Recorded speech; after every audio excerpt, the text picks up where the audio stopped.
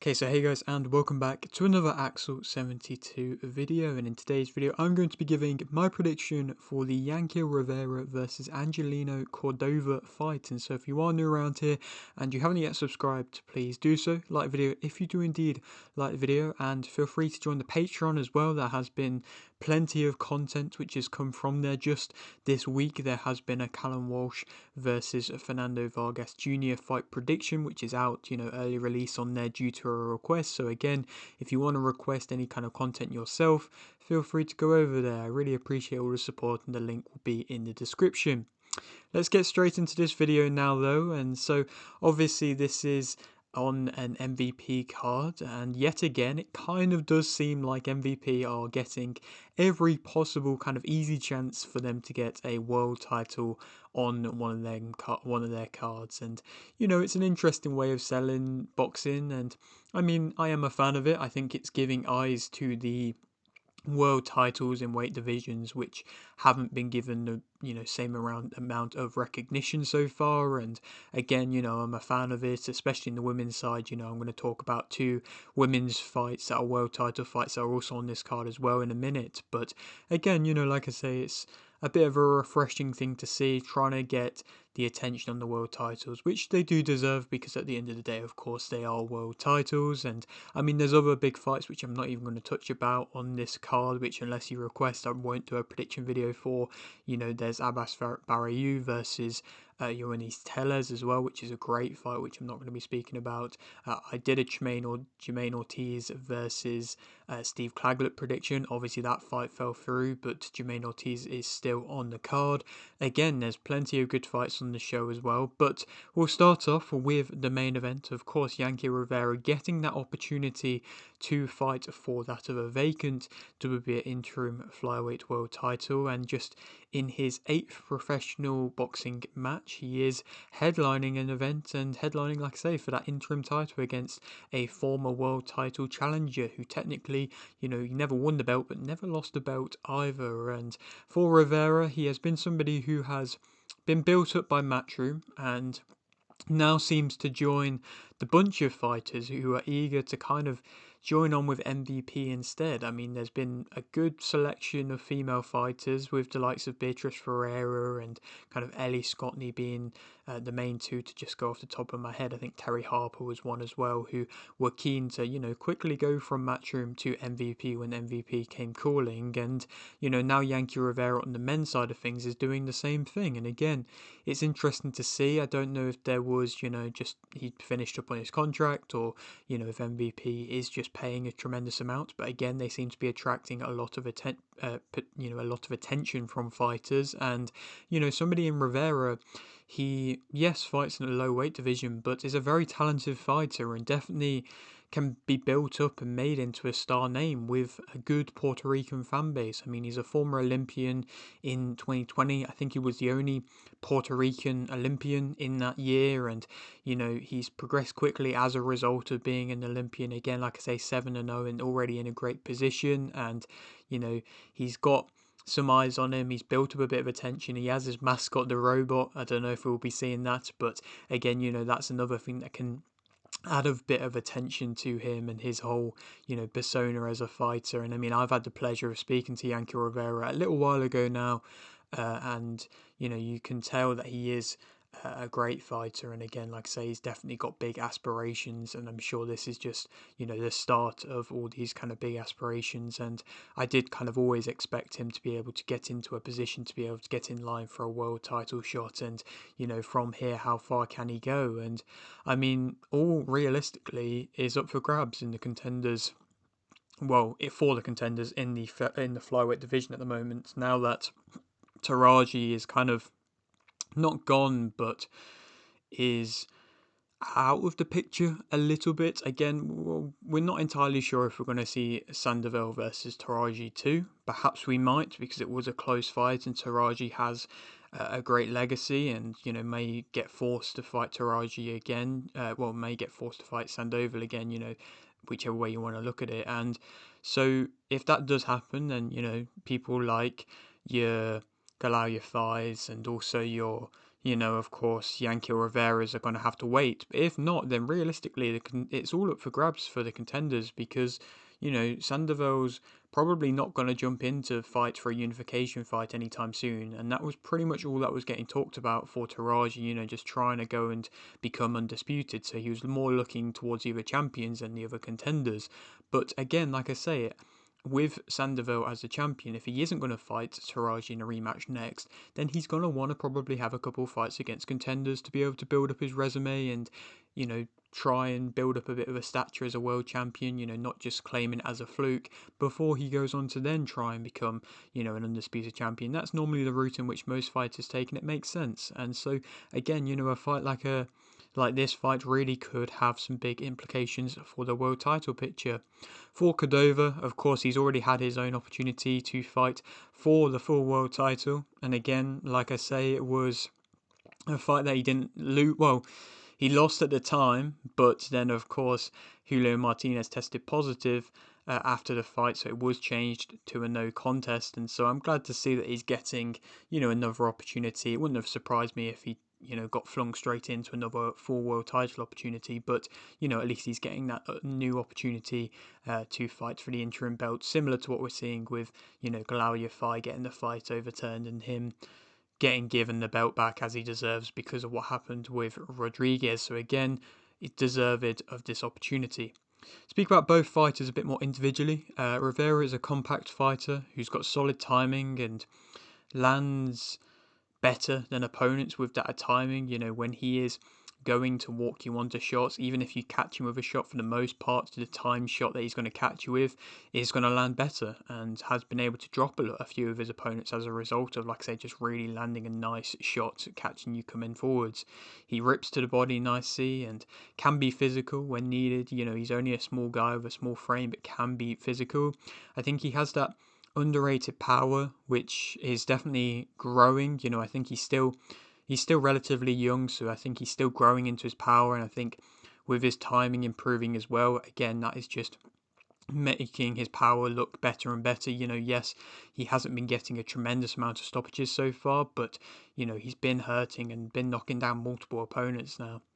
He's quite relaxed from what you can see, and he cuts off the ring well. He can typically fight probably his best in close, but he's not awful at a mid-range. I think his mid-range game is improving, but I think he's just best in close.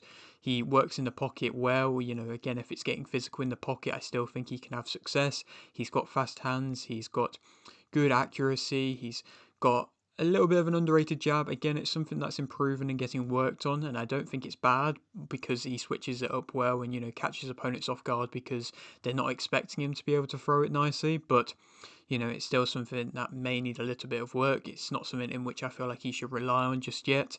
He's sharp and he's got that short southpaw left hook, which is just a really nice shot, which I always really like to see from any kind of southpaw. Negatives about him, I think he can be beaten to the punch when he is loading up a bit, at times. He can square up with quite a wide stance, and he's always trying to time you rather than taking a step back. So, on the off chance that he misses a shot or he gets pushed back, then he's kind of a bit off balance. And again, that's when he can square up a bit because he was just trying to time you and load up, then just actually, taking that backward step, which sometimes he has to do. His head movement is minimal and he can get caught around the guard. Late on in a couple of his fights, he has been caught quite big just around the guard, and his chin can be in the air a bit at times as well. So again, it's a recipe to mean that he's going to get caught. His singular shot timing is good, but again, it's a lot of the time just singular shots in which he's throwing, and his actual combinations can be a little bit infrequent at times, and in general, he can just become a bit stationary. Again, like I say, just loading up too much, not taking that step back, and it is then predictable that he is going to throw. And in general, I just don't think he can fight. He can fight off the back foot, but I don't think he can fight going backwards particularly well, if that makes sense. Cordova, as a fighter, I think he also tries to time you on the shots, and he's able to do that nicely with a good uppercut that he throws and lands, and he's able to do that well against smaller opponents as well, which of course, something like a Rivera probably will be. So again, he might be able to land a nice uppercut on him. He puts his all into his shots, and I think he is a bit more of an aggressive, come forwards to an extent type of fighter than that of a Rivera. He's got a good chin. I mean, he got tested against Martinez, taking plenty of shots, but he was able to keep coming. He throws often in combinations, is probably going to be able to outland possibly Rivera. We will have to wait and see. He's got good straight to hook combinations, he'll throw a straight and then whip in a hook, which is nice. He maintains a high output and keeps his hands just going and just continuously throwing. He circles off better, throwing whilst doing so. He's able to circle off, kind of push you off and throw, or, like I say, circle off whilst also hitting you, which again is a nice thing to see, which again, perhaps Rivera is a bit limited with, that kind of defensive movement. Negatives about him, I think he can be a bit off balance when he's coming forwards and a little bit wide and reckless at times. He accepts the back foot a bit more than that of Rivera, so again I think he will have to come forward a bit more to have success in this fight. I think his footwork coming in can be a problem. He walks onto shots, he has a bit of an open low guard and no head movement realistically. He's willing to trade and doesn't always bring his shots back well, bringing the shots back to his, defensive guard. His accuracy isn't as good, and he does get caught with overhands quite often. So inevitably, who do I think is going to win? I think that Yankiel Rivera is going to be able to win, but I think of a unanimous decision. I think it could be an entertaining clash, especially in the last couple of rounds. But I think early on, Yankiel Rivera is going to be sharp.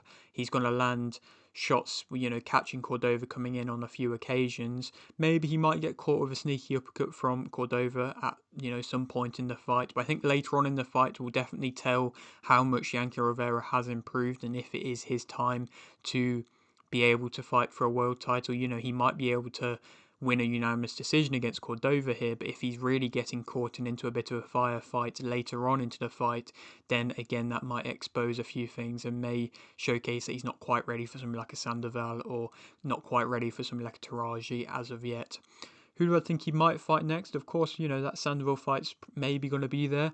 If not, I think just a former world champion who is still at the height of the game. I think there's a couple about. I mean, Sergio Kui, of course, fought Teraji and was unfortunate to get knocked out, just so late on in that fight when he was winning.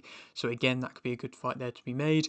Or Delakian. Delakian fought a Kui when he was champion Delakian. So again, that could be another good fight with another guy who's still at a very good point in his career and is still in and amongst the rankings. Moving on to speak about Stephanie Han versus Paulina Angel for the WBA lightweight world title. And this is Stephanie Han's first fight since signing with MVP. She's somebody who has gained a little bit of attention in more recent times. Of course, she is the champion at the moment, and she won the belt in impressive fashion. She won, I think it was first round TKO against Hannah Turlip. She knocked him out. She knocked her out in the first round, and yes, Turlip had been knocked out the fight before, but that was at the the end of the fight, and it was a nice little combination that she landed with a couple strong shots in there to be able to get Turlip out of there. I don't know if Turlip really deserved the world title opportunity, but nonetheless, you got to beat who's in front of you, and that's definitely a nice way to showcase that you are a skill level above, somebody like a Turlip. And again, that is probably the main reason, maybe to an extent, as to why she's been giving this contract with MVP. MVP can see that there's some talent there and some potential there, and she's already, I think, had a face-off with Beatrice Ferreira after Ferreira's fight, where she beat Ferreira on the MVP card. So there is a little bit of, not spite there, but there's definitely a matchup there to be made, and I think it's about time that Ferreira gets another world champion. So Stephanie Han could be the person lined up to do that, and she would come in as an underdog for that fight, and that's understandable. But if she can come in and give a good performance against Paulina here, then again she might be able to surprise a couple of people in a fight if she does end up fighting Ferreira. I don't think she's been tested a tremendous amount just yet, Stephanie Han, but she's definitely somebody who is a good fighter, is a good boxer, and I mean, obviously she does things outside of boxing as well, so these might come as distractions when you can, not bad distractions. Obviously, they're just life distractions. She's a police officer, she's a mum, and she's done various other things as well. And so, again, these things may cause slight distractions, compared to something like a Ferreira who's been an Olympian on multiple occasions, and or something like a Dubois who, is in the same weight division as well and has been continuously just, locked in with Shane McGuigan and everything like that. So again, this is why she probably is seen on paper to be the weakest champion in the lightweight division at the moment. But I think that division is just a pretty stacked division currently. To kind of, say that she is a good boxer, she definitely is a good boxer. She lands clean on the back foot and she is able to, control with good shots. She's got good timing. And again, that little bit of snap in them punches. She does, drag her feet a little bit and she does stand quite tall as well, and she doesn't always really use too much head movement, and she is, mainly backing off in fights. But I think her timing on the back foot is pretty good, where she could have success in this fight. I think Angel will probably most likely walk on to a lot of Han's work, and if Han can box and move, I think she'll have success. I mean, Angel is somebody who is gonna want to come forwards, a little bit of control in her movement. It's not completely reckless and wild when she's coming forwards, but I think that Stephanie Han, she might have to deal with a bit of, she's going to have to get involved with a nice clinch every so often. But I think if she is, like I say, boxing, moving, clinching at the right moments, I think she can go on to box nicely and inevitably be able to win by unanimous decision. That's my prediction. Again, like I say, I think that's where she's going to be able to have success. There is definitely a easier way for her to be, win the fight. If she gets drawn into a war, then, it's anybody's fight to win. But again, I think she can box and move and can win the fight. And again, maybe she'll go on to fight a Ferreira or Dubois, IBF champ and WBC champ there. Or a Holly Holm has been talked about a little bit with Stephanie Han, and Holm has just recently, made her return with MVP to boxing. So possibly we will see that soon. Moving on to the final fight in which we're going to speak about on this card, and that is Jasmine Artega versus Linn Sandstrom for the WBA World Super Flyweight title.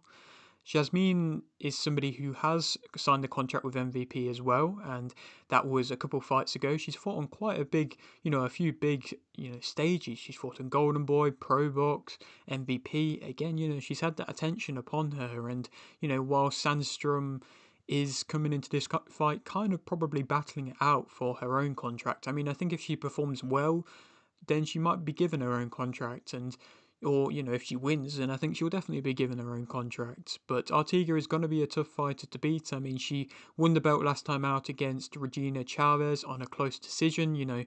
Chavez wasn't really a big name and probably shouldn't have been given a world title opportunity, but this is, coming off, it seemed like a lot of trouble in which Clara Lescurat had actually finding an opponent. So it's interesting to see that Artega was willing to take the Chavez fight, but not the Lescurat fight, because, I don't know the whole circumstance, but, I think Lescurat retired because the fight just wasn't getting made for her.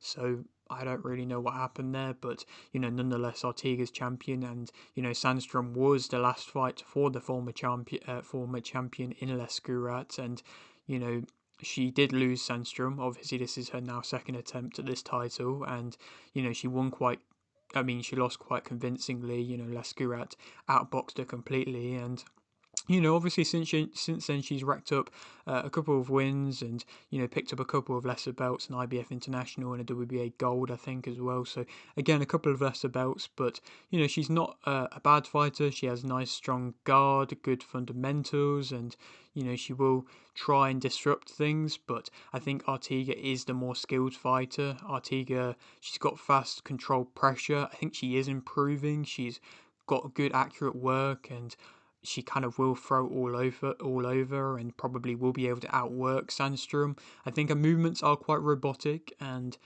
she does throw from quite a low position with a low guard quite often, so Sandstrom might not have too many problems with actually being able to land upon her. But I think Sandstrom, she is the weaker fighter. She can be outthrown and moved about with shots. I think she will be going on the back foot quite a lot. Again, she is quite tense in her movements herself and carries less power, and, she has a good reach, but she just really doesn't use it, which is, again, a bit of a problem for her. So inevitably, I do think that Jasmine Artega is going to be able to win, but I'm going to go with a majority decision on this one. I think it is going to be a little bit closer. I think Sandstrom will have improved from the Lescurat matchup. I hope she has, and she might be able to have success landing on Artega if she's not defensively sound Artega, but I do think the accuracy and the physical strength of Artega is going to be far too much for Sandstrom in the end. Who she can go on to fight next, Artega and Esparza could be a good fight. Marlon Esparza, of course, she's coming off the loss to Yacasta Valle, but that could still be a good fight there to be made. Emma Dolan has kind of been rumoured a little bit to join MVP, and I hope that does happen because, I'm a big fan of Emma Dolan. I spoke to her on a few occasions, and she really does deserve it because she's had multiple problems trying to find a good deal, and she's in, she should be in a really good position right now in her career, but she's just not getting the right deal. So hopefully a fight like that could happen. Or a Mizuki Hiruta, she's again in a really good position. She's WBO champion with 360 boxing promotions. I think she's, definitely deserving to fight for unifications now and really should be doing so. So hopefully a fight like that maybe could, happen down the line or, next. For her. But yeah, that is it for today's video. Hope you did enjoy. Like the video if you did, like the video, subscribe if you're new, and thanks for watching.